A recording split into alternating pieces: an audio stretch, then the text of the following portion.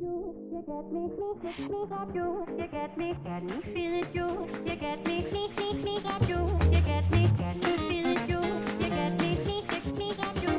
Hello, nice to be with you. Thanks for joining us. We are talking politics and religion without killing each other. I'm your host, Corey Nathan. It is an honor to be a part of the Democracy Group, a network of podcasts that examines what's broken in our democracy and how we can work together to fix it. So let's get right to it. First things first, I got a new hat. So y'all know I am a diehard Mets fan, and it is hard to be a Mets fan right now. They had a stretch where they lost 9 in a row about a month ago. They're in the midst of losing 7 in a row right now, and they are losing in the most heartbreaking fashion. However, AAA team, AA team, they got some things to look forward to. So I was just watching today this afternoon. I think his name is Tong, Nola Tong or something like that. This kid who's got a crazy good breaking ball. He's hitting 97, 98 on his fastball. So I decided to get me a Rumble Ponies hat. Binghamton Rumble Ponies. I'm going to be getting a Syracuse hat too, the AAA team pretty soon here too. Anyway, got to talk about the hat. Let's go Mets. The future is bright. Wait till next year. Anyway, what I wanted to talk about is the redistricting wars. The redistricting wars. Um, a lot of folks who've been paying attention to the news know what's going on in Texas and threatened reactions from other states like California and Illinois and Maryland and Ohio and Indiana. I wanted to address that. I wanted to address it a little bit on substance. I have been getting a little bit away from news analysis, not really my lane, so much as the dialogue that's happening around it. But I will take a little bit of time to share my thoughts about what's happening on this talk as well. So I'm going to talk about what I think about it, and the framework through which I'm looking at it is a framework that David French introduced to us, and that is it legal? Is it ethical? Is it wise? That's how I'm looking at this whole thing. Is it legal? Is it ethical? Is it wise? And what I really want to get into is a dialogue that I did have about this, how it went, what went well, what didn't go well. So let me reset this really quick. A story from August 5th in Reuters. They summarized what's happening pretty well. The way that Reuters put it was the escalating political fight over the Texas congressional map is spreading across other states across the country, triggering an unprecedented mid-decade redistricting arms race with the balance of power in Washington at stake. They go on to say, at President Donald Trump's urging, Texas Republicans have proposed new congressional districts aimed at flipping 5 Democrat-held U.S. House seats in next year's midterm elections, further skewing what is already considered a deeply partisan map in that state. So I'll link to that story. I'm sure you can get plenty of stories. I like the Reuters one because it is centrist. I actually look at ground news and I check a few different treatments of the story, a little bit right, a little bit left. I try to stay toward the center so that it's dot news, basically period news, without diving into the analysis first. So what I think about what's happening in Texas, is it legal? Yeah, technically it's legal. My understanding of Texas law is that they can redistrict whenever the hell they want. If they can get quorum. Now, they called quorum in the state legislature for something altogether different, for funding, for what was happening with the floods, and the Republican-dominated legislature turned it into something else, an opportunity to redistrict mid-decade. So is it legal? Technically, yes. So that's fine. Is it ethical?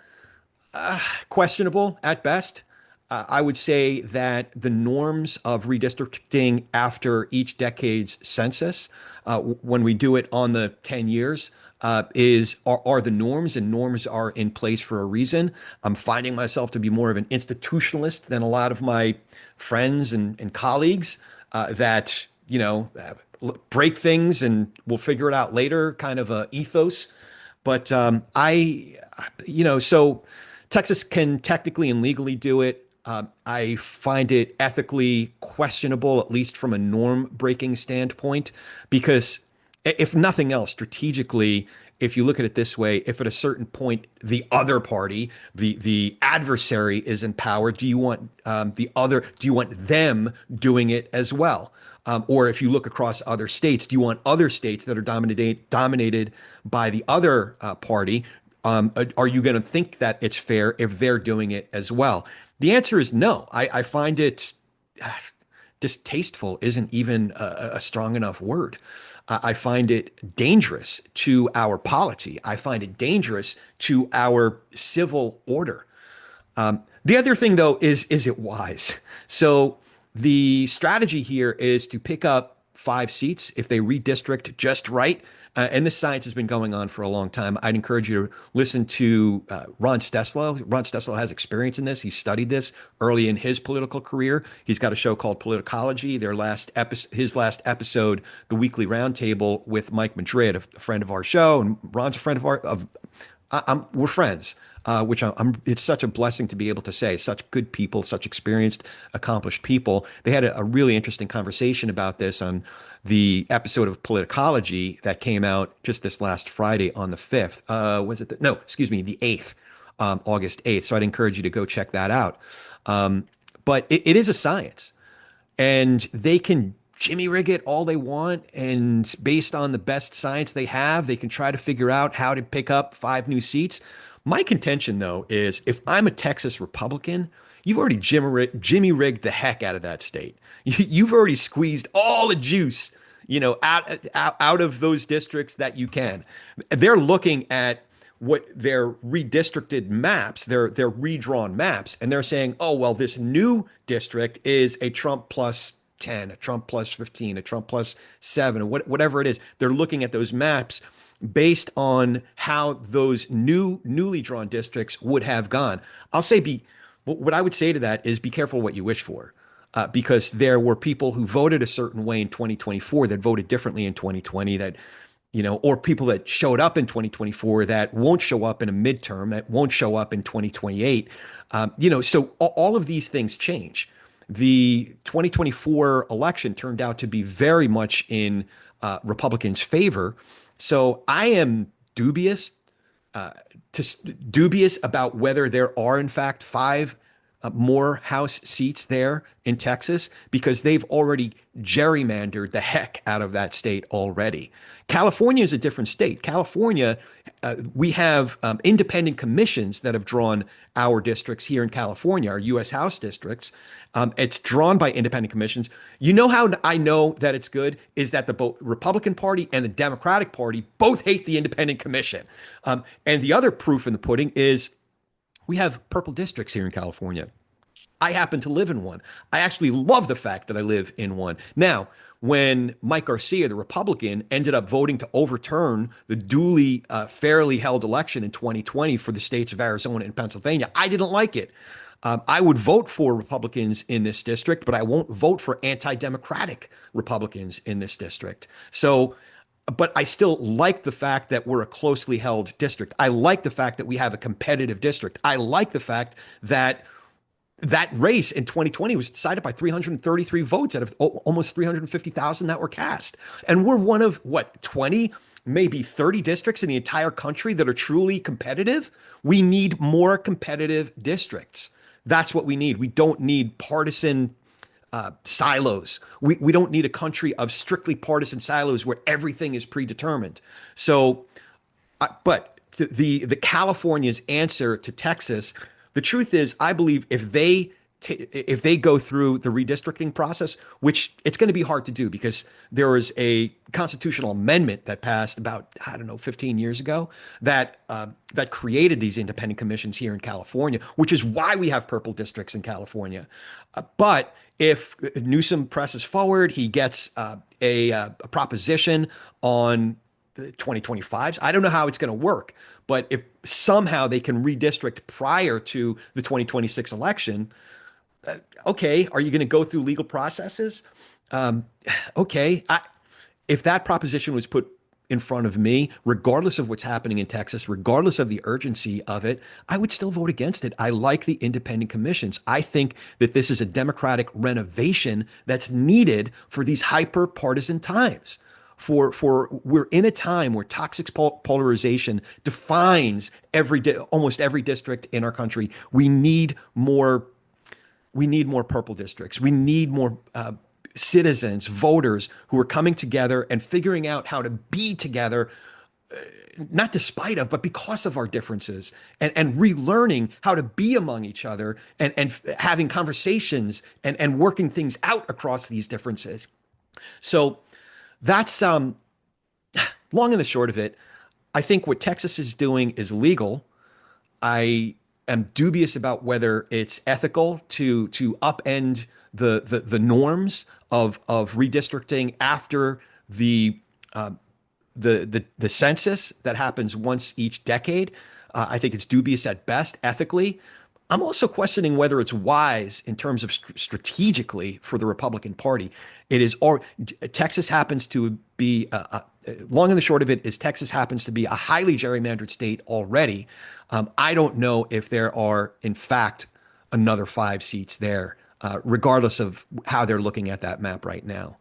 In terms of California's response, Illinois' response, California is interesting. If it does go forward, I do think that there are more seats here in California for Democrats, specifically because there are purple districts, specifically because of the independent commissions that drew these districts. I think the first time they drew them was in 2011, and then again in 2021. I could be wrong about that. So if you know differently, please write into me. I'll make a correction on the next solo episode. So that's how I feel about it. So I wanted to tell you about a dialogue I had about this very thing. Mike Madrid actually posted something about how this is polling in California. And the fact is that only about a third of Californians that were polled indicated that they were in favor of going back on this amendment that created the independent commissions and being able to redraw the maps ahead of the 2020. I forget exactly how the poll was worded, whether it's ahead of the 2026 or ahead of 2028. Either way, only a third were in favor. Those aren't very good numbers. About 25% were against, but the biggest number were people who were unsure. 42 or 43% were unsure. Those aren't good numbers for people that feel passionately about that. That's a big uphill climb to persuade the 42% who are unsure to come out in the first place, let alone persuade them, if they do in fact come out, to vote in favor of redistricting. Because you got people like me that I am very much in the pro-democracy coalition, but I'll get into this in the dialogue that I shared. So Mike posted about this poll that came out, that it's not looking good for Californians who want to redraw the map here, and redistrict here. And I said, I'll just quote what I said in response. I said, I'm in California and in a purple district, California 27. In fact, I like living in a purple district. As much as the fight fire with fire argument sounds compelling, I'm having a hard time getting my head around the idea that the best way to fight anti-democratic efforts is with more anti-democratic efforts. Now, I got a lot of pushback about that. There were a few who commented. In fact, one or two were kind of uncivil. I was kind of heartened to see that one that was particularly uncivil response was taken down. I don't know if Mike did that because it's his thread, or if the person who put it up had second thoughts about putting it up. Mike's threads tend to be more intelligent, informed folks. They tend to be civil, although Mike gets a lot of heat thrown his way when he either articulates a nuanced opinion or an opinion that folks don't want to hear if they're in a particular partisan bubble. But one fellow that I was having an interaction with, he started out by saying, and I'll quote him here, "We can worry about putting the pieces back together once Trumpism has been stopped." Now, I've already started to indicate how I feel about that. Once we can put the pieces back together, once the toothpaste is out, my feeling is once the toothpaste is out of the bottle, the tube, you're not going to get it back.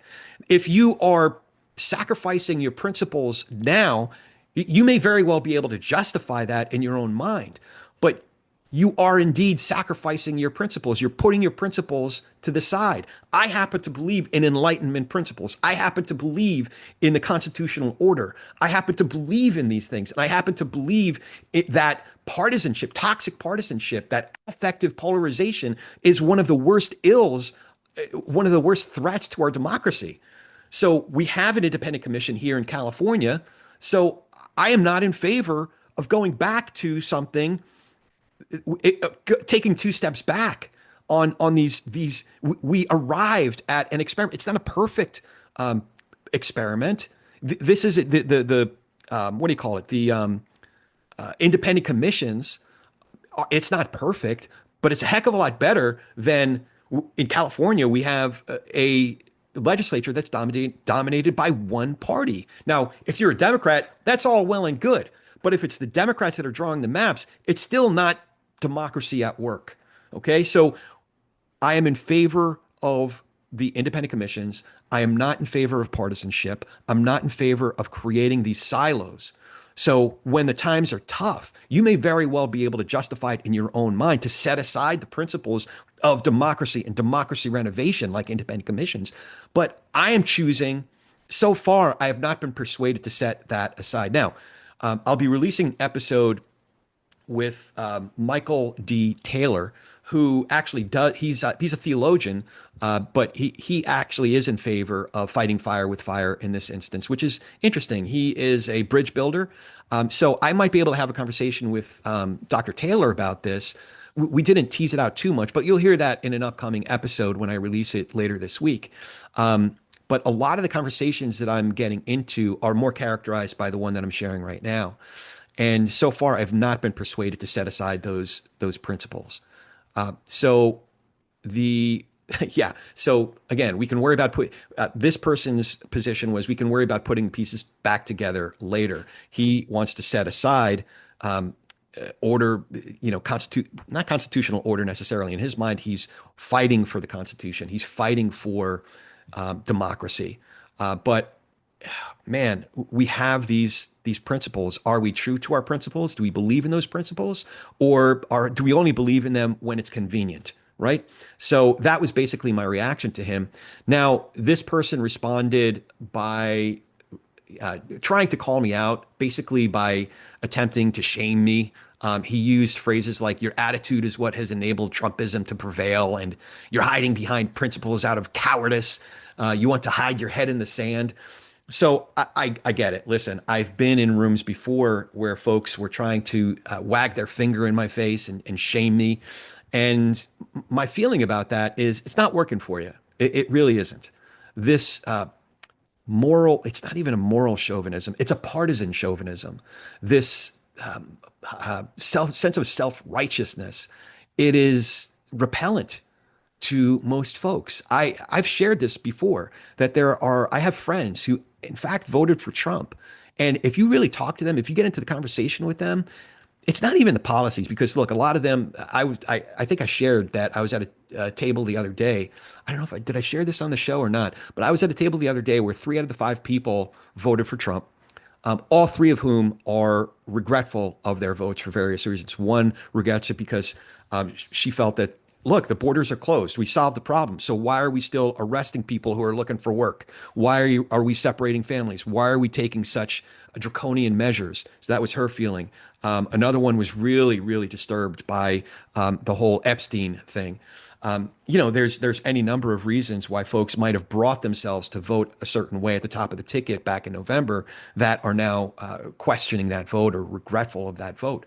But another fellow, and I've shared this before, another fellow got to that point, and he's passionate about it. But the biggest thing that defines him, defines how he's leaned, how he's kind of congealed around a certain set of positions, is in fact anti-partisanship. He's tired of people wagging their fingers in his face and telling him how he should think, how he should feel, what he should believe.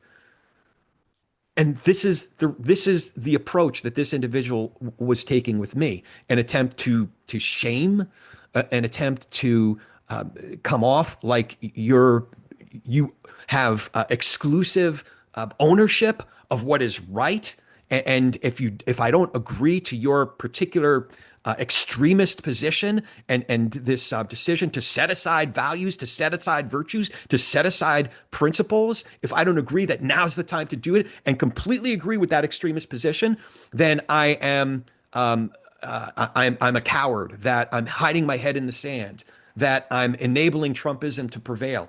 Okay, so listen, it's not working. I find that line of argument unpersuasive, and I find it counterproductive. I find it obnoxious. It is not bridge building. And it's not doing, like, from this person's perspective, if he wants to convince a guy who I'm in California, so I may very well vote on this thing, whether it's this November or next November for 2028, I may very well vote on this thing. And that approach, he's not convincing me to vote in favor of a proposition to redraw our maps.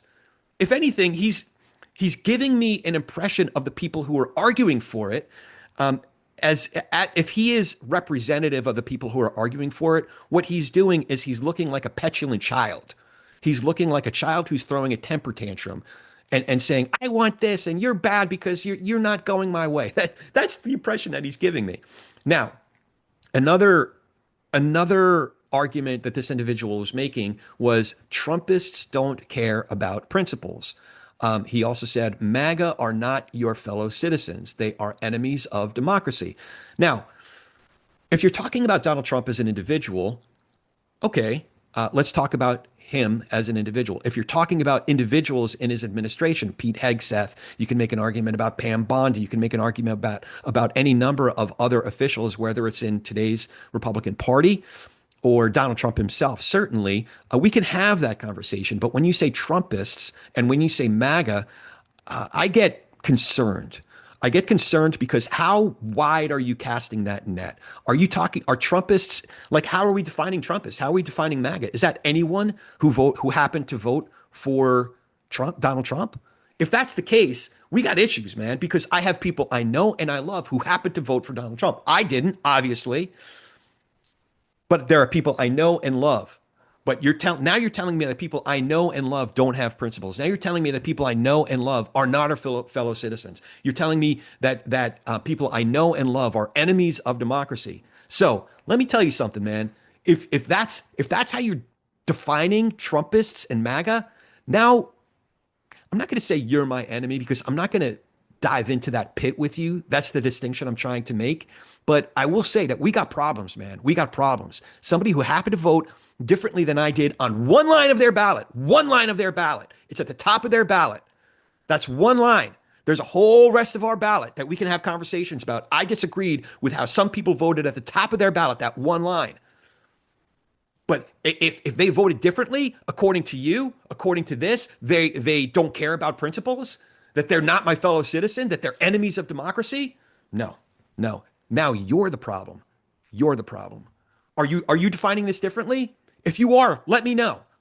Are you talking about Donald Trump individually? Are you talking about individuals within the administration, specific elected officials that have key roles, that are Trump supporters who are elected leaders, officials?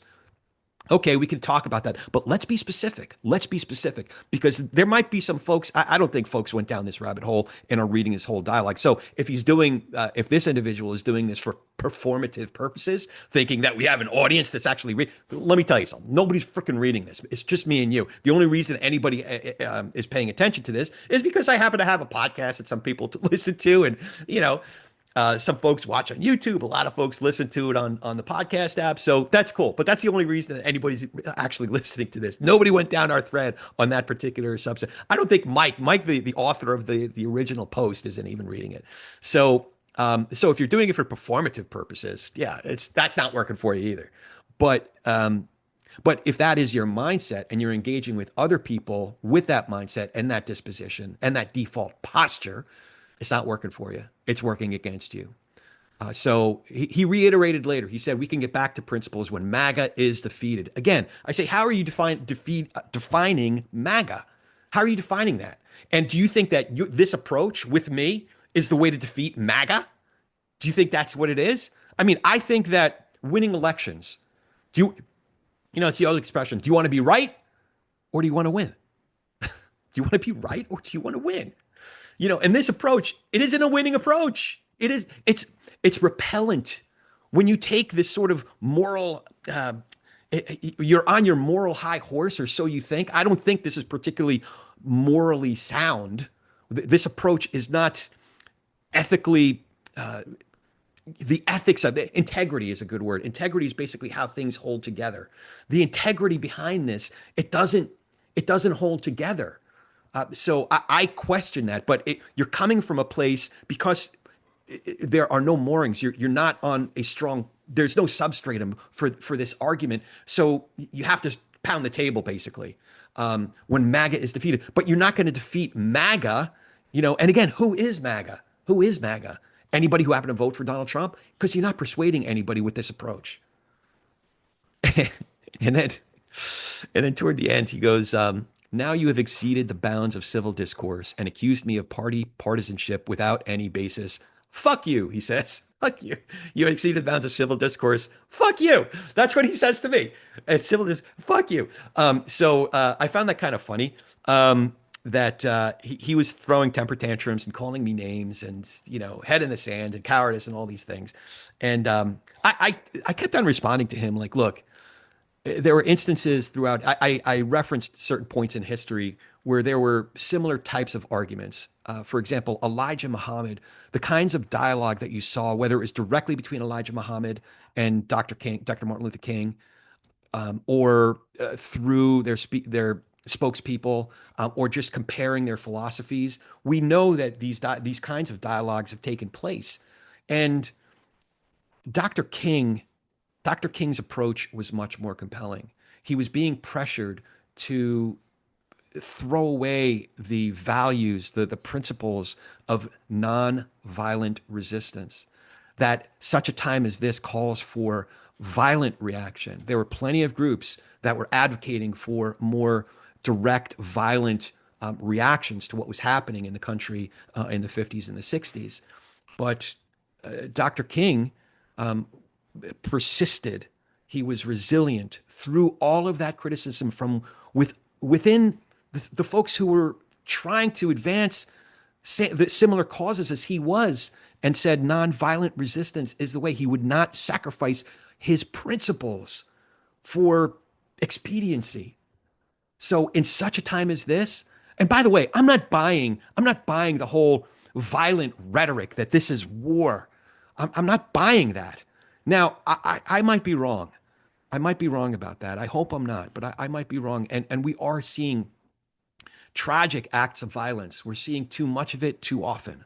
I get it. I understand. But I'm not going to participate in it.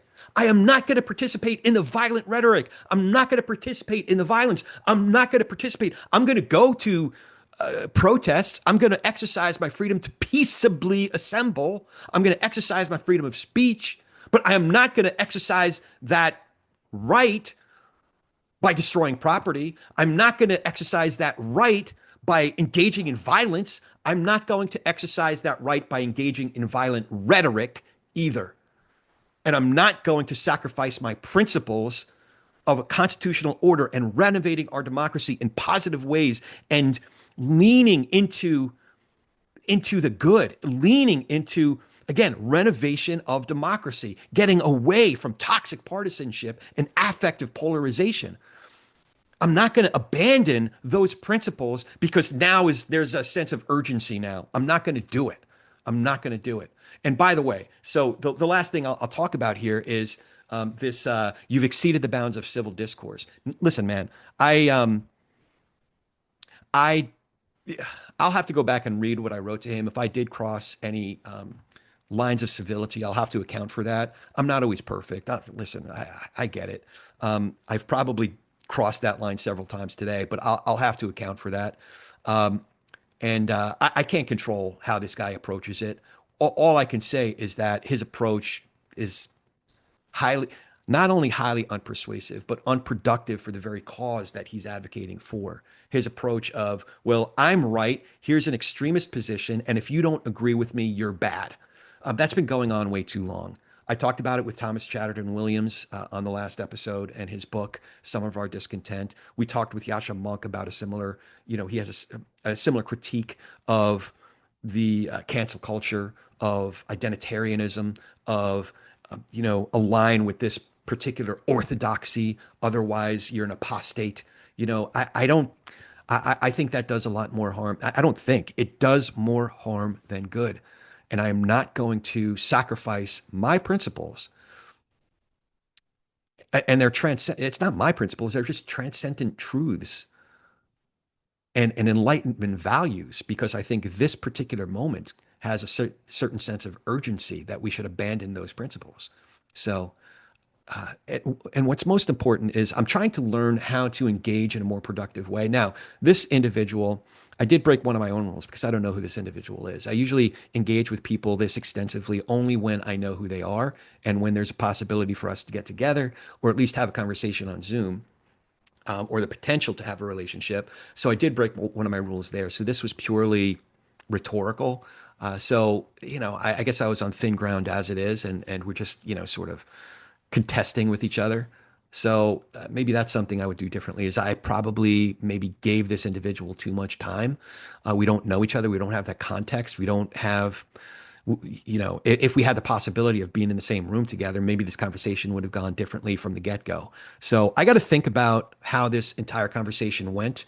I guess what I would say, though, is if you've taken this position where you're shaming people into, you think that MAGA is going to be defeated by you engaging in these types of conversations and shaming enough people. Because listen, do you think if you did this, let's say, just theoretically, if you went and had 100 of these conversations every single day from now until the election day 2026 and now until election day 2028, and you told 100 people a day who think like I do, that is, 1 degree outside of your particular orthodoxy, and you said things like your attitude has enabled Trumpism to prevail, and you are hiding behind principles out of cowardice, and you want to hide your head in the sand.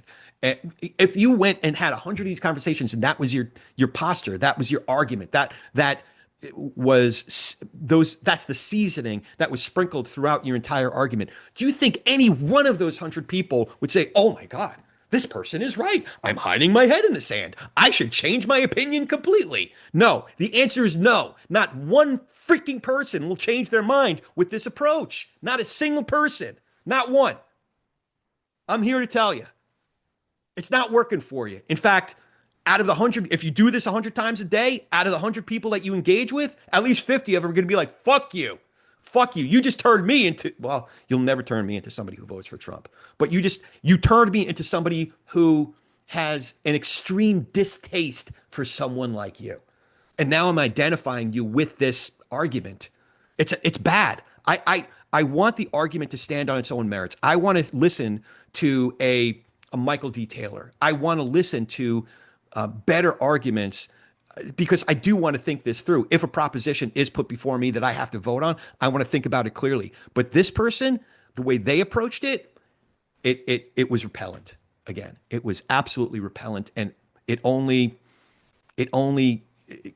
gave me more reason to believe that in the value of our principles and sticking to our principles when it's hard.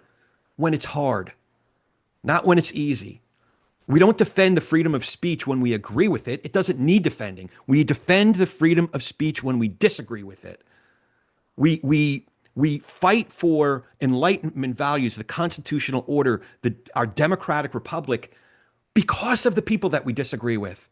We don't engage. If we see a battle that's being waged with unethical weaponry, we don't pick up that unethical weaponry. We don't do it. We're part of the problem then.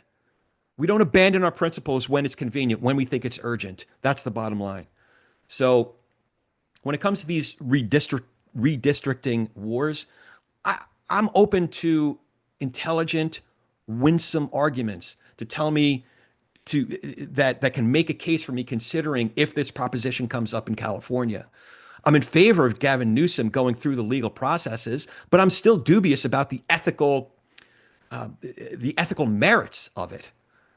I'm certainly dubious of Texas doing it, even though because currently, right now in California, it's not legal. He has to go through a legal process to undo the the legal structure of how the districts are drawn. So Newsom has to go through a legal process to undo the legal process, basically. In Texas, it's already legal. It's not ethical, I think, and it is breaking an important norm. That's why I don't think it's ethical. And I don't think it's wise either, because I don't think the 5 districts are there. So I say, give it a go, dude. Give it a whirl. If you want to go there, go there. See if see if your own weapon ends up shooting you in the face. Figuratively speaking, like I said, I try to I try to avoid that kind of language. So forgive me. That's a bad illustration. But I think you understand what I'm saying. It might come back to bite them in the ass. Maybe that's a better way to put it. In Texas, all these shenanigans, just I don't think it's going to work for them the way they think it's going to work out for them. So I say, if they're going to go that way, it's kind of like what C.S. Lewis said about God. Some folks, you can't compel people. You can't manipulate people into accepting, Jesus Christ as our Lord and Savior.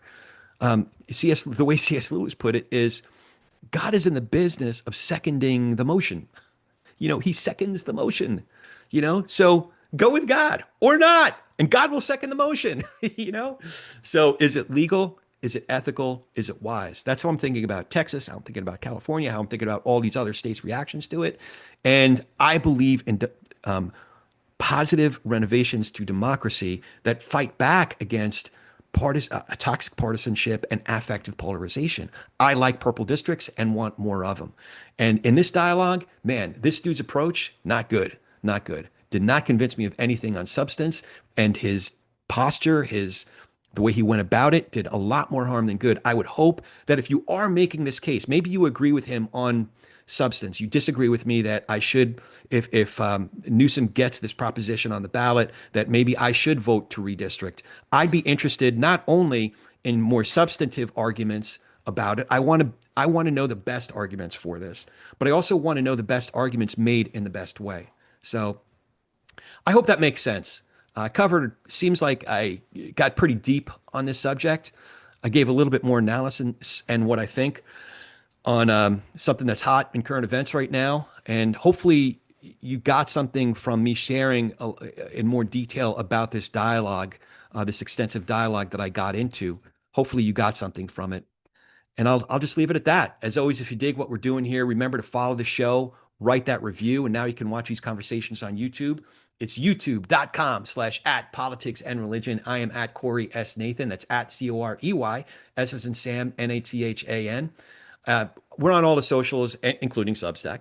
And we have those links in the show notes. Your support and your interacting with you, it really does make a difference. You know what I'd like to do? I'd like to have a positive interaction with somebody. So reach out to me. It'd be great. And maybe I'll share it on another solo app, or maybe I'll bring you on as a conversation partner, and you can get your mug on YouTube. Maybe you can wear your favorite hat, and we can have at it about who's got the better minor league system, the Astros, the Dodgers, the Mets, the whoever's. So thank you anyway for all of it. Go talk some politics and religion with gentleness and respect, and have a great week.